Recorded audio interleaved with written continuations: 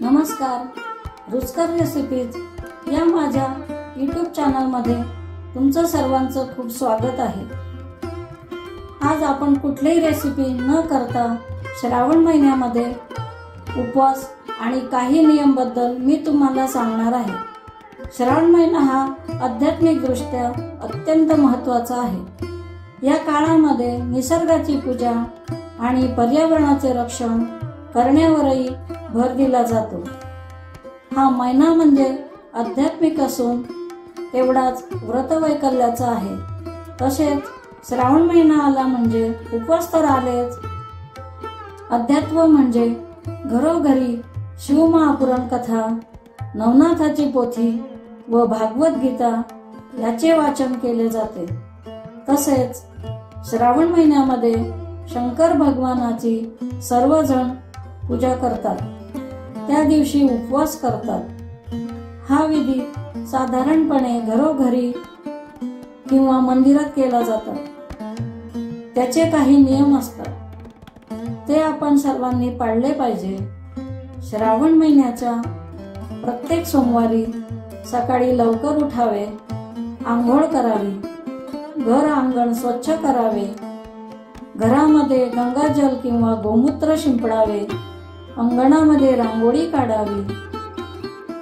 आपल्याला जर घरी शंकर भगवानाची पूजा करायची असेल तर ईशान्य दिशेला शंकर भगवानाची पिंड स्थापन करावी।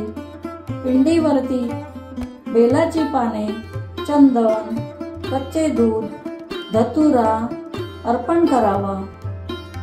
तसेच बेलाची 108 पाने देवाला अर्पण करावी। त्याबरोबर ओम नमः शिवाय या मंत्राचा जप करावा। तसेच देवाला केतकीची फुले, हळद वाहू नये।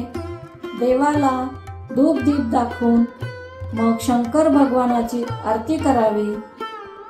उपवास करताना त्याचा अतिरेक करू नये, आपल्याला झेपेल तेवढंच करावं। उपवासामध्ये तुम्ही दुधाचे पदार्थ, फळे, खजूर किंवा शक्तिवर्धक राजगिऱ्याचा समावेश करावा। दिवसभर आपण उपवास करतो तेव्हा शरीरातील पाण्याचे प्रमाण कमी होते, त्यासाठी ताक व ज्यूस प्या। श्रावण महिन्यामध्ये आपण जेव्हा घरामध्ये स्वयंपाक करतो त्यामध्ये खडे मीठ किंवा संदैव मीठ वापरा। कांदा, लसूण, गरम मसाले शक्यतो टाळावे। मोहरी व तीळ याचे तेल वापरू नये। श्रावण महिना हा अत्यंत पवित्र आहे, त्यामुळे मांस, अंडी, मद्य यांचे सेवन मुळीच करू नका। जर तुम्ही सोमवारी उपवास करत असाल तर संध्याकाळी शंकर भगवानाची आरती करून नैवेद्य देवाला दाखवून नंतरच उपवास सोडावा। या सर्व गोष्टीचे पालन करा, कारण आपला भगवान शंकर हा भोळा आहे। आपल्याला नक्की फळ मिळेल यात शंका नाही। ओम नमः शिवाय।